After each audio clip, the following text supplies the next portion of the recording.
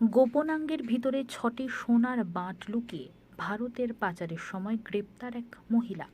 ঘটনাটি ঘটেছে দক্ষিণ দিনাজপুর জেলার হিলি ভারত বাংলাদেশ সীমান্তের হারিপুকুর এলাকায়। ধৃত মহিলার নাম খতেজা বিবি, বাড়ি হারিপুকুর এলাকায়। ওপেন বর্ডার দিয়ে বাংলাদেশ থেকে ভারতে প্রায় ৫১ লক্ষ টাকা মূল্যের সোনার বিস্কুট পাচার করার সময় ওই মহিলাকে পাচারকারীকে আটক করল বিএসএফ।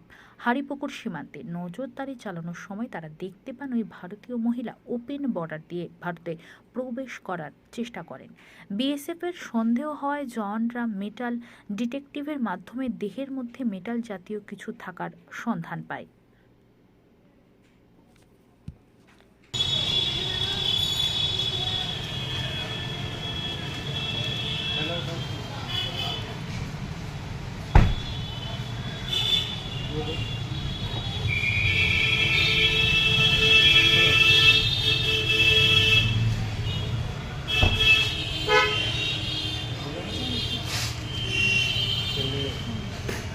चलो माँ